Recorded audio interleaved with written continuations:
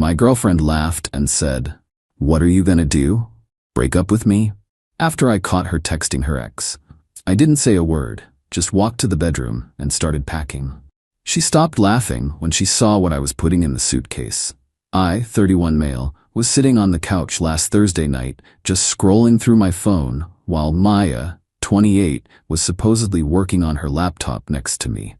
3 years together, living in my apartment for the last 18 months, her phone buzzed. She grabbed it quick, angled it away from me. Small thing, but I noticed.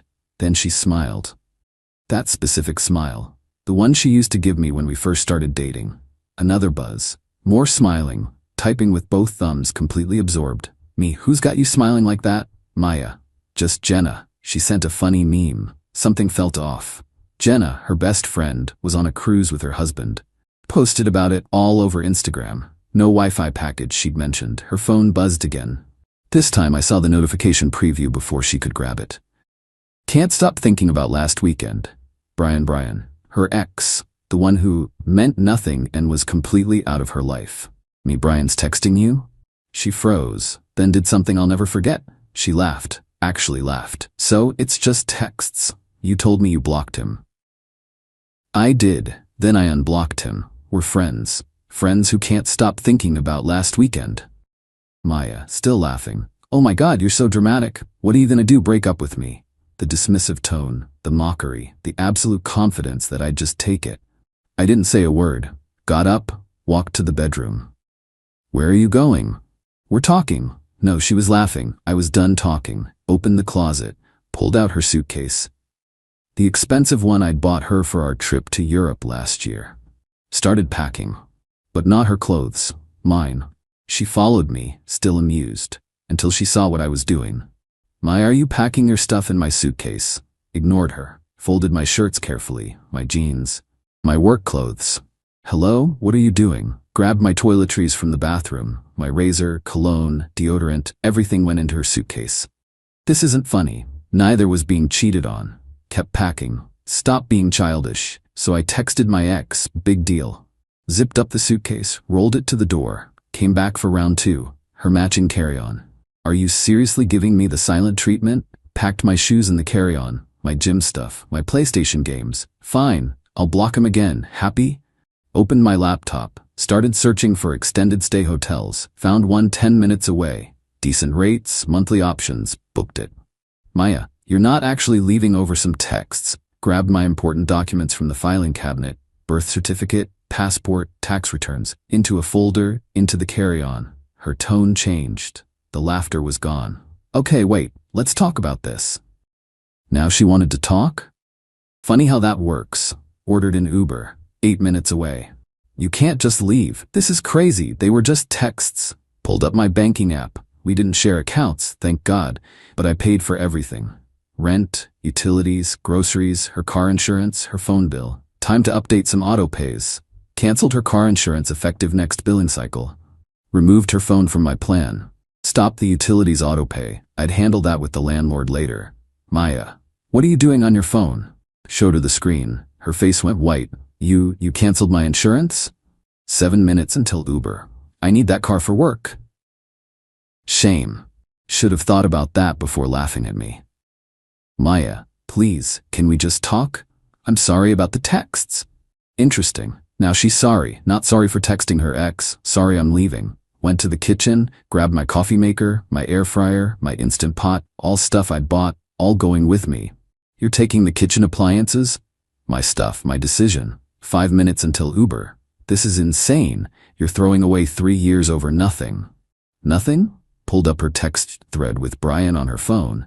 Yeah, I knew her passcode, her birthday, real creative. Scrolled up, 2 months of messages, flirting, pictures, meeting up for coffee. Last weekend she was supposedly at a work conference. GPS tags on the photos showed she was at his apartment. Held up her phone, her face crumbled. Maya, we didn't. 4 minutes. Started taking photos of everything in the apartment. My furniture, my electronics, my everything. Evidence for later. She'd been living rent-free in my place, using my stuff on my dime while sneaking around with her ex. Maya, stop. Talk to me, please. 3 minutes. Texted my buddy Chase. Need to crash for a few days. Maya's been cheating, moving to a hotel tonight but might need backup plan. Bro, what? Of course, spare room is yours. 2 minutes. Maya was now full-on panicking, grabbing at the suitcases, trying to unpack them. Maya, you can't do this. Where am I supposed to go? Shrugged. Brian's place seemed available. 1 minute, Maya. I'll end it with Brian. I'll block him right now. Look. She frantically blocked him on her phone. Too little, too late. Phone buzzed. Uber outside. Grabbed both suitcases, my backpack with my laptop, my folder of documents, headed for the door. Maya, please, don't go, I love you. Stopped at the door, turned around, finally spoke. Me, what am I gonna do? Exactly what you said, break up with you. Left her standing there in my apartment that she could no longer afford, with no car insurance, no phone plan, and no boyfriend to pay for her life. The Uber driver helped me load the suitcases. Nice guy. Driver, moving out? Me. Something like that. Maya blew up my phone the whole ride. Calls, texts, voicemails, muted her after the 5th call. Had bigger things to handle. Update 1, 48 hours later. The entitlement spiral was immediate and intense. Friday morning, I met with my landlord, Robert. Good guy, we'd always gotten along. Me, I need to be removed from the lease. Found out my girlfriend's been cheating. Sorry to hear that, man. She's staying or going? Me, that's up to her, but I won't be paying anymore. She's not on the lease, right? Just you? Then technically, she's your guest. You want her out? I want to be fair. Give her 30 days notice? More than fair. I'll draft it up. Texted Maya. You have 30 days to vacate the apartment. Official notice coming from landlord. Good luck. The explosion was nuclear. Lots of missed calls. Over 100 texts. Highlights included, you can't kick me out. I have rights. This is my home. I'll sue you for illegal eviction. Please answer me. I'm sorry, please come back. You're ruining my life over nothing. Her family got involved by Friday night. Her mom called. Mom, Michael, what's this about you abandoning Maya? Me, I didn't abandon her. I left after discovering she's been cheating with her ex for 2 months. She says it was just texts. She was at his apartment last weekend when she told me she was at a conference. I have proof. Oh? Pause. Well, people make mistakes. You can't just throw her out. I'm not. She has 30 days to find a new place. She can't afford that apartment. Then she should move somewhere she can afford. After 3 years, you owe her. Me, I owe her nothing. She cheated. Goodbye. Saturday morning, woke up to a notification from my credit card. Large purchase attempt at a furniture store. Called the bank. Yes. Someone tried to use your card for a $3,000 purchase. We flagged it as suspicious. Please cancel that card immediately. Maya had memorized my card number. Classy. Texted her. Nice try with the credit card. That's fraud, by the way. Maya, I need furniture for my new place. Me, get a job. Or ask Brian. He won't help me.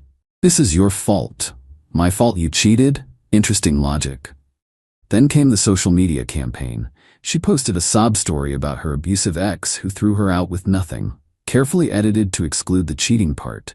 I don't usually do social media drama, but this required a response. Posted once. Fun fact. Finding out your girlfriend has been cheating with her ex for 2 months is apparently abusive now. So is expecting her to pay her own bills after. Learn something new every day. Attached a screenshot of Brian's "can't stop thinking about last weekend" text. Her post disappeared within an hour, but the entitlement ramped up. She showed up at my hotel Sunday morning. Front desk called my room. Mr. Thompson, there's a Maya here saying she's your girlfriend. I don't have a girlfriend. Please ask her to leave. Watched from my window as security escorted her out. She was carrying a box of my stuff, probably. Monday came, back to work trying to focus. Then IT called. Hey Michael, someone's been trying to access your work email from an unknown device. We've blocked it. She was trying to get into my work accounts. Why? Who knows, maybe looking for evidence I was cheating too, or trying to sabotage me. Either way, IT locked it down and documented everything. Texted her. Stop trying to hack my accounts, that's a crime. Maya, I just wanted to see if you were talking to other girls. Me, while you were actively cheating? The irony is incredible. Tuesday, she hit a new low. Posted on apartment hunting groups that I was looking for a roommate. Used my actual phone number. My phone blew up with strangers asking about the room for rent. $200 a month, females preferred. Had to post clarifications everywhere, report her posts, change my number. The audacity was breathtaking. Update 2. 1 week later. The extinction burst was spectacular. Maya realized I was serious when the 30-day notice was posted on the apartment door. Official eviction proceedings would start if she didn't leave voluntarily. Her response? Go full psycho. First, she tried to turn my friends against me, texted everyone in my friend group with her version of events. Michael is having a mental breakdown. He's paranoid, thinks I'm cheating when I've been nothing but loyal. I'm worried about him. Most of my boys knew better. But she managed to convince Tom's girlfriend, who started pushing Tom to talk sense into me. Tom called. Dude, Melissa thinks you might be having some kind of episode? Me. Did Maya mention the part where she was at her ex's place last weekend? No, check your girl's phone. Bet Maya conveniently left that out. Oh, shh. Yeah, Melissa's reading the texts now and, oh, she's pissed at Maya, not you. One flying monkey down. Then came the workplace harassment. She called my office, repeatedly, told the receptionist she was my fiancée, and it was a family emergency.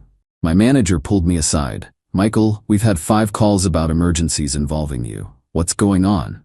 Explained the situation, showed him the texts, the proof of cheating, the harassment. Manager will inform security. She's not welcome on the premises. But Maya wasn't done. Thursday, I got a call from my credit monitoring service. Someone had applied for 3 credit cards in my name. Identity theft. She'd crossed into felony territory, spent hours on the phone, freezing my credit, filing police reports, documenting everything. The detective was surprisingly helpful. Detective, you have proof she knows your SSN? Me, she's lived with me for 18 months, had access to my documents. And she's facing eviction after you discovered infidelity. Me, correct. Detective, clear motive. We'll need to interview her. Friday morning, karma started its work. Maya texted from a new number. The police just came to my work. You called the cops on me? You committed identity theft. What did you expect? I didn't do anything. 3 credit card applications say otherwise. I was desperate. You ruined my life. You ruined your own life. I just stopped financing it.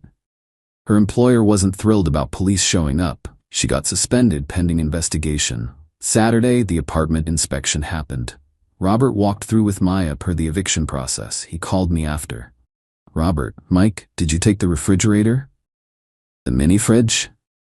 Yeah, that's mine. Bought it before she moved in. She's claiming you stole appliances. I have receipts for everything I took, all purchased before she moved in or with my personal funds during. Fair enough. Also, she's caused some damage. Holes in walls, broken bathroom mirror. Take it from my deposit if needed. Just want this over with. Actually, since she's been living there and you've been gone, I might go after her for the damages. Beautiful. The meltdown continued on social media. She went live on Instagram, crying about being homeless because of a toxic ex. Someone in the comments asked, "Didn't you cheat on him with Brian?" She immediately ended the live. Brian, meanwhile, had ghosted her completely. Turns out he just wanted easy hookups, not a homeless girlfriend with legal troubles. Final update, day 30. The eviction deadline arrived with beautiful karma. Maya had spent the month frantically trying everything. Love bombing. Ignored. Threats. Documented. Guilt trips via her family blocked. Fake pregnancy scare. Demanded proof. Never materialized. Suicide threats. Called wellness check. She was fine. But nothing worked. I'd stayed in my hotel, then moved to Chase's spare room, started apartment hunting for myself, found a nice 1-bedroom closer to work. Fresh start. Moving day, Robert texted, "She's out, left the place a mess but she's gone. Want to do a walkthrough?" Met him at the apartment. It was trashed. Garbage everywhere, furniture destroyed, nasty messages written on walls. I just shook my head. "Robert, don't worry, I've got photos. Small claims court will handle this." The petty part? She'd left behind a box of photos and mementos from our relationship. All our pictures, ticket tit stubs from dates, anniversary cards I'd given her. Like she was trying to hurt me. I threw it all in the dumpster. The past was trash anyway. That evening, I was at Chase's when my phone rang. Unknown number. "Is this Michael Thompson?" "Yes." "This is Officer Martinez. We've arrested Maya Chen on identity theft charges. You're listed as the victim." The credit card applications had been traced to her laptop. Her desperate attempt to fund her new life had landed her in handcuffs. I didn't feel happy, just empty and relieved. She made bail, of course. Her parents posted it, but now she had a criminal record, no job, no home, no Brian, and no me. Last I heard through the gossip network, she'd moved back with her parents in another state. Working retail, living in her childhood bedroom at 28, with court dates pending. Me? I'm in my new apartment. Smaller than the old place, but it's mine. No drama, no lies, no cheating. Been hitting the gym, reconnected with old friends, even started learning guitar. Funny thing about her suitcases, I still have them. High-quality luggage is expensive, and she left them behind. Planning a solo trip to Japan next month, figured I'd put them to good use. Sometimes I think about that moment. Her laughing, asking, "What are you gonna do? Break up with me?" The absolute confidence that I'd just accept the disrespect. I showed her exactly what I was gonna do. No yelling, no drama, no begging. Just cold, calculated consequences for her actions. She thought she had me trapped, that I'd never leave because we'd been together 3 years, that I'd absorbed so much of her life costs that I couldn't walk away.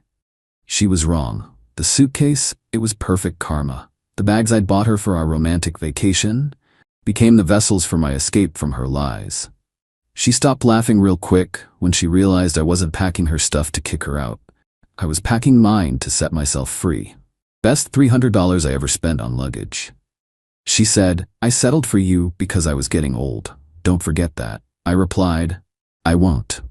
Then I made sure she'd never forget the day I unsettled her life by moving out while she was at her youth spa. Her returned key in the mailbox with no note, original post. I-46 mail overheard something 3 weeks ago that changed everything. Been with Rebecca 44 for 4 years, living together for 2. Thought we had something real, you know? Not perfect, but solid. She was on the phone with her sister Diane in our bedroom, door slightly open. I'd come home early from work with a headache, was about to announce myself when I heard my name. "Rebecca, look, I'm not saying I don't care about Grant. He's fine, stable, good enough. But he's not exactly what I dreamed of at 25, you know? Let's be real, I settled. I was 40, my options were drying up, and he was available and willing. My stomach dropped, kept listening though. Masochistic, maybe. Does he know? God, no. He thinks he hit the jackpot, which honestly makes him easier to manage. He's grateful, does what I want, pays for most things. It works. That's cold, Becca. It's practical. I gave him my best years appearance-wise. The least he can do is make my 40s comfortable. Besides, someone like him should feel lucky to have someone like me. I stood there, frozen. 4 years. 4 years of thinking I'd found my person after my divorce. 4 years of her apparently viewing me as a convenient ATM with mediocre looks. Walked back out quietly. Sat in my car for an hour. When I finally went inside, she was all smiles. "Rebecca, hey babe, you're home early. I was thinking we should try that new French place tonight." My treat. Her treat. With the credit card I pay off monthly. Me, sounds good. We went. She ordered the most expensive wine. Talked about wanting to redecorate the living room, my house. I nodded, smiled, paid the check when her card mysteriously declined. That night, she said something that sealed everything. We were getting ready for bed. She was doing her elaborate skincare routine, the $300 monthly subscription box I pay for. "Grant, you know I love you, right?" Me, "Sure." "Good. Sometimes I worry you don't appreciate what you have. I mean, I could have married Richard." Richard, her ex who dumped her 5 years ago for a 28-year-old. Me, "I appreciate you. Do you though? Because sometimes I feel like you forget that I settled for you because I was getting old. Don't forget that." There it was, mask completely off. "I won't." "Good. Oh, I booked that youth spa retreat next week. The full package. It's only $3,000 for 5 days. You don't mind, right? When do you leave?" "Tuesday morning, back Sunday." Me, "Perfect." She kissed my cheek. "You're the best, even if you're not much to look at." Laughed like it was a joke. It wasn't. Update 1, the plan. Spent the next 3 days getting my ducks in a row. See, Rebecca had made some critical miscalculations. 1, the house, mine. Bought it before we met. 2, her car, also mine. Bought it for her last year, kept it in my name for insurance purposes. 3. All the utilities, subscriptions, streaming services.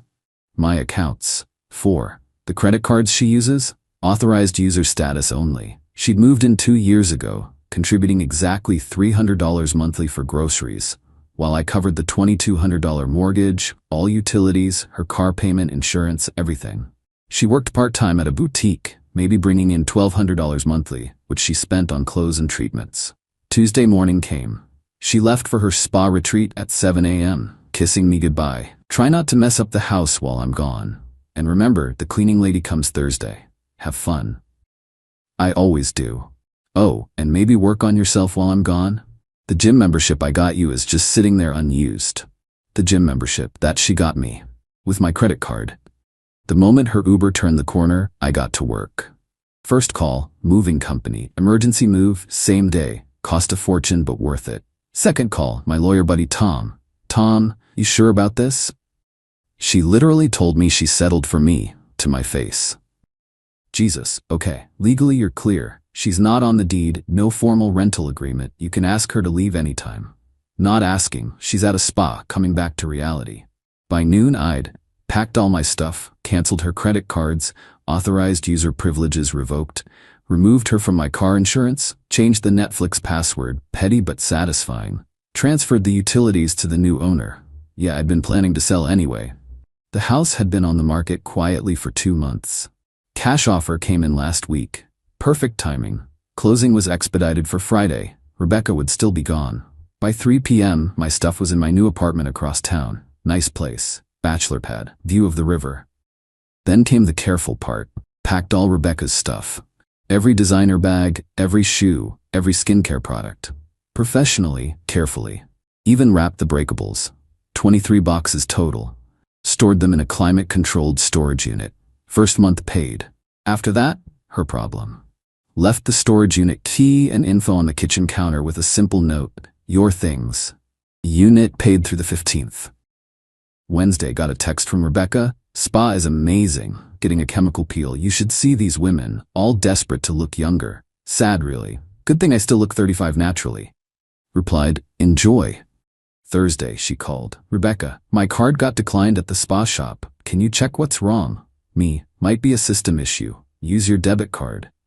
Fine, this is embarrassing though. Her debit card with her massive $400 checking account balance. Friday was closing day. Signed papers at 9 a.m. New owners taking possession Monday.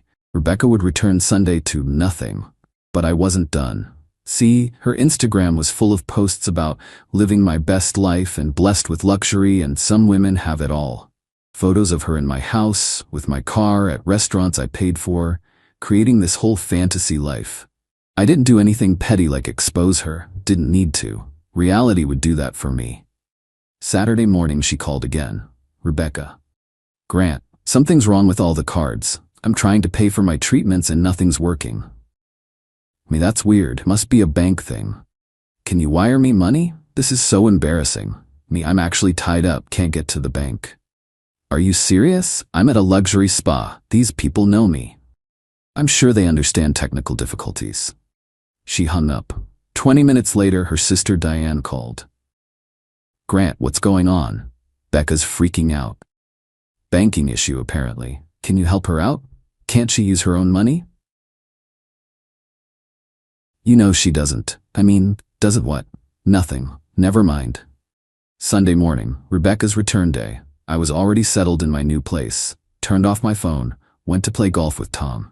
Update 2, the return. Turned my phone back on Sunday evening. 67 texts, 43 missed calls. Started reading from the beginning. Home, where are you? Grant? Why is there a storage unit key on the counter? Where is everything? What did you do? This isn't funny. Where is my stuff? The house is empty. Call me now. Then the calls started. Voicemail after voicemail, escalating from confusion to rage to panic. Finally, one text stood out. The locks don't work. Right, because the new owners had already changed them after closing. They were moving in Monday but did a walkthrough Sunday evening. 8 p.m., she called from Diane's phone. I answered. What did you do? Me, moved.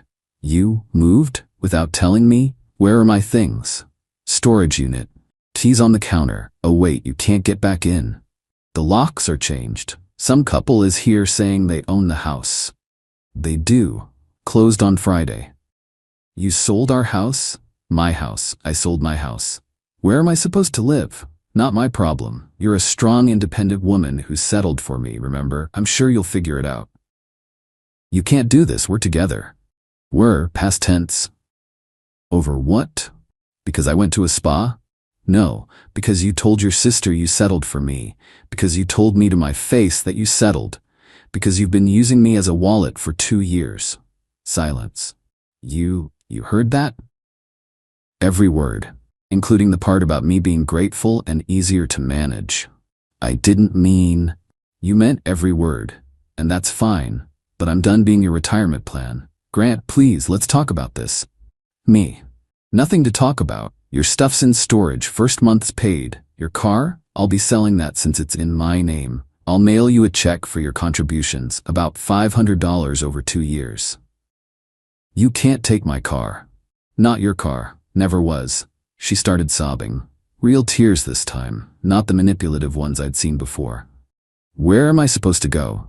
Diane's couch seems available. Or maybe Richard will take you back. Oh wait, he's married to that 28-year-old now, isn't he? In background, you're on speaker, asshole. Hi Diane. Your sister's all yours now. Good luck with that. Hung up. Update 3. The fallout Monday morning. The bombardment started. Rebecca tried everything. Created new numbers to text from. Had friends I didn't even know she had calling me. Even got her mom, Eleanor, involved. Eleanor, Grant, I don't understand what happened. Rebecca's devastated. Me. Did she tell you what she said? She mentioned a misunderstanding. Me. She told me she settled for me because she was getting old. That I should be grateful. That I'm not much to look at, but at least I pay for things. Oh, Rebecca. I told her that attitude would bite her someday. Wait, what? She's always been like this. Thought she was too good for everyone. I'm sorry, Grant. You deserved better. Plot twist I didn't see coming, but Rebecca wasn't done. Tuesday, she showed up at my work, full makeup, wearing the dress I'd bought her for our anniversary, crying in the lobby. Security called up. I came down. Grant, please, I love you. Me, no, you don't. I do. I was being stupid talking to Diane. I didn't mean any of it. You literally told me to my face that you settled. I was testing you? I actually laughed. Testing me? By telling me you settled for me because you were getting old? Rebecca, I wanted to see if you'd fight for me. Me. Fight for someone who sees me as a wallet with a receding hairline? Pass. You're being cruel. No, I'm being honest. Something you might want to try. She switched tactics, grabbed my arm. I'm 44, Grant. Do you know what it's like out there for women my age? I'll be alone. Me. You were alone when you were with me. You just had someone paying your bills. That's not true. Name one thing you love about me that isn't related to what I can provide. She stood there, mouth opening and closing like a fish. You're kind? To your bank account, yeah? Security stepped forward. Sir, should we escort her out? I'm leaving. But this isn't over, Grant. You can't just throw away 4 years. You threw them away the moment you decided I was just a placeholder with a paycheck. Wednesday, the car situation exploded. I'd listed her car for sale. 2021 BMW 3 Series, low mileage, great condition. Price to move fast. Rebecca found out when she went to the parking garage of Diane's building and found it gone. I'd had it picked up Tuesday night, legally, since it was my property. The texts came fast and furious from Diane's number. You stole my car. I'm calling the police. That's theft. I need that car for work. I responded once. Car was registered to me. Loan in my name. Insurance in my name. Check being mailed for your $500 in payments. She actually did call the police. They called me. Sir, we have a Rebecca Thornton here claiming you stole her vehicle. I sold my vehicle. One registered solely to me. Office, she says she's been making payments. She contributed $500 over 2 years toward a $35,000 car. I'm mailing her a check for her contributions. Officer, I see. Was she living with you? Was. We separated. She was never on any documents for the vehicle. Ma'am, there's no theft here. It's a civil matter at best. I heard her shrieking in the background before the officer hung up. Thursday, the social media campaign started.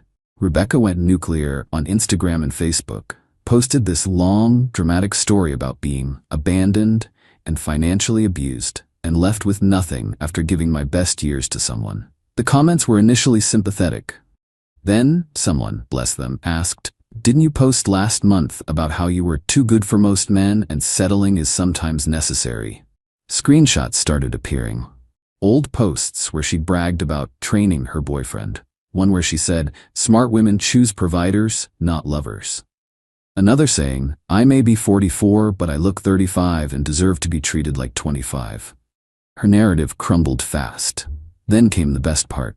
Her ex Richard's wife, Melissa, the 28-year-old she'd mocked, commented, "Karma is beautiful. Maybe if you hadn't spent 3 years calling me a gold-digging child while you were literally living off Grant's money, people might have sympathy. At least I have my own career." The comment section exploded. Turns out, Rebecca had been nasty to a lot of women over the years, calling them gold diggers while living rent-free in my house. Update 4, the escalation Friday. Rebecca did something I didn't expect. She tried to claim common law marriage. Her new lawyer, apparently Diane's boyfriend's cousin, sent me a letter demanding half of everything based on our common law marriage status. One problem, our state doesn't recognize common law marriage. Tom called the lawyer directly. The conversation, as Tom related it, "Tom, you realize this state hasn't recognized common law marriage since 1996, right? Well, they live together. Living together doesn't create property rights without a written agreement. Your client was a guest in my client's home. She contributed to household expenses. $300 a month for groceries while living rent-free in a $400K house? That's not contribution, that's charity for my client. We'll see what a judge says." Sure, and when your client loses, she'll owe my client's legal fees, probably around $20. Does she have $20K? The lawyer dropped the case Monday. But Rebecca wasn't done. She showed up at my new apartment building Saturday night. Drunk. The doorman called me. "Doorman, Mr. Davidson, there's a woman here claiming to be your wife." I came down. Rebecca was a mess. Makeup smeared, hair disheveled, wearing pajamas and heels. "Rebecca, Grant, tell him I'm your girlfriend." "Me? Ex-girlfriend, and she needs to leave." "I have nowhere to go." "Still at Diane's?" "She kicked me out, said I was toxic." "Her own sister? Wow, please, just one night? I'll sleep on the couch." "No, I'm 44 years old and homeless." "You're 44 with a job, a college degree, and presumably some savings from all those years of not paying rent. You're not homeless, you're just facing consequences." She slumped against the wall. "I don't have savings." "Where did your money go? You made at least $1,200 a month and paid for nothing." "Clothes, treatments, the lifestyle I deserved. The lifestyle you couldn't afford. You could afford it. And now I'm choosing not to." The doorman stepped forward. "Ma'am, I need you to leave, or I'll call the police." She looked at me one last time. "You know what? You're right. You're not much to look at. You're boring, you have no style." I was settling. And yet, I'm the one with a home, a car, and dignity. Have a nice life, Rebecca. Update 5, the aftermath. It's been 3 weeks since that night at my apartment building. The car sold for $28. I mailed Rebecca a check for $500 as promised. She cashed it immediately. According to the grapevine, Tom's wife knows everyone. Rebecca's living situation has been interesting. Week 1, Diane took her back after the drunk incident, but with conditions. Rebecca had to get a full-time job and pay rent. Week 2, Rebecca got fired from the boutique for missing too many shifts during her spa week and subsequent meltdown period. Diane gave her an ultimatum: find a job in 2 weeks, or get out. Week 3, Rebecca apparently reached out to Richard. You know, the ex who dumped her.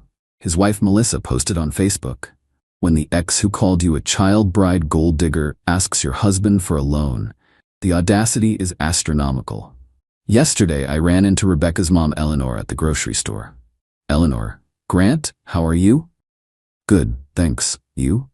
"Oh, you know, Rebecca's moved back home temporarily." "Sorry to hear that." "Don't be. She needed this wake-up call 20 years ago. I partly blame myself. Her father and I spoiled her. Always told her she was special, deserved the best, never made her work for anything. Me. Still, it must be hard. Eleanor. What's hard is watching your 44-year-old daughter throw a tantrum because we won't pay for her Botox. She actually said we were sabotaging her chances of finding another provider. Another provider, not partner, provider. We chatted a bit more. Eleanor mentioned Rebecca was applying for jobs but kept being insulted by the salaries offered. Eleanor, she turned down a manager position at Macy's because it only paid $45,000. I asked her what she thought she was worth with her 10-year-old marketing degree and sporadic retail experience. What did she say? That she was worth whatever a man was willing to pay for her appearance. I told her that ship had sailed and she better learn to swim. Brutal honesty from Mom. Last night, I got one final text from a number I didn't recognize. This is Rebecca, using Mom's phone. I wanted you to know I started therapy. Not to get you back, but to figure out how I became this person. I'm sorry for what I said. You deserved better. I know that doesn't fix anything, but I wanted you to know. I didn't respond. There was nothing to say. Final update. It's been 2 months now since I moved out while Rebecca was at her youth spa. Life's different, quieter, cheaper, definitely, but also lighter? Like I didn't realize how heavy the constant, subtle disrespect was until it was gone. I joined a cooking class, something Rebecca always mocked. Why learn when we can just order in? Met some cool people. Started playing poker with Tom and some guys from work every Thursday. Got back into woodworking, which Rebecca had called pedestrian. Even started dating a bit. Nothing serious yet. Had coffee with Angela from my cooking class. She insisted on paying for her own latte. Nearly forgot what that felt like. The Rebecca updates have slowed down, but I heard through Eleanor, who I still run into occasionally, that she's working full-time at a call center, $35K a year. Still living with her parents. Quit therapy after 3 sessions because the therapist didn't understand her worth. Tried to start a dating coach Instagram business called High Value Women. 12 followers, mostly bots. Her bio still says CEO, entrepreneur, lifestyle curator. The storage unit? She never picked up her stuff. It got auctioned last month for non-payment. I heard from the facility manager that it went for $200 to someone looking for designer bags to resell. 23 boxes of her essential belongings sold to a stranger for less than one of her facial treatments. The funniest part? Last week, Rebecca created a TikTok video about how to spot a narcissist. In it, she describes someone who abandons you without warning and uses financial control as abuse and lacks empathy. The comments were not kind. Someone found her old Instagram posts and created a response video titled, "Woman Who Admitted to Settling Calls Ex-Narcissist for Not Accepting It." It has 100K views. But here's the thing, I'm not angry anymore. Not even bitter. Rebecca gave me an incredible gift, actually. She showed me exactly what I don't want in a partner. She taught me that being alone is infinitely better than being with someone who sees you as less than. Do I regret the 4 years? Sometimes. But mostly I'm grateful I heard that phone call. Grateful she was careless enough to say it out loud. Grateful she literally told me to my face that she settled. Because if she hadn't, I might have married her. Might have spent another 20 years being subtly belittled, financially drained, and emotionally diminished. Might have never known what it felt like to be genuinely valued. Instead, I'm 46, single, and actually happy. I've got my own place with a river view. My savings account is recovering nicely. I can watch whatever I want on TV without commentary about my basic taste. I can go to the gym or not without passive-aggressive comments about my dad bod. And the best part, when Angela laughed at my dumb joke over coffee, it was genuine. When she said she enjoyed talking to me, she meant it. When she texted asking for a second date, it wasn't followed by a Venmo request. Rebecca was right about one thing. She did settle for me, but not the way she thought. She settled for using someone instead of being with them. She settled for a transactional relationship instead of a real one. She settled for seeing herself as a prize to be won rather than a partner to grow with. And me? I unsettled, literally and figuratively. Packed up my life while she was injecting God knows what into her face. Left her the storage key and nothing else. Let her come home to the reality she created, One where she was too good for the man paying her bills. The mailbox? Still there at the old house. New owners mentioned they got some mail for Rebecca last week. They marked it returned to sender, no longer at this address. Seems fitting. People ask if I feel bad about how it ended, about leaving her with nothing. But I didn't leave her with nothing. I left her with exactly what she brought to the relationship, herself. And if that feels like nothing to her, well, that's something she needs to work out in therapy. Or not. Not my problem anymore. Best $3,000 spa treatment I ever paid for. It gave me a 5-day window to reclaim my life. Money well spent. Edits, and some asked, yes, this is legal. She had no tenancy rights without a lease or consistent rent payments. The car was mine legally. No laws broken, just hearts and egos. Edit 2. To the people saying I should have talked to her first, I did. She literally told me to my face that she settled for me. When someone tells you who they are, believe them the first time. Edit 3. Rebecca found this post. Got a long email about defamation and emotional distress. Tom laughed for 5 straight minutes. Truth is an absolute defense, plus I never used her last name. Die mad about it. Becca.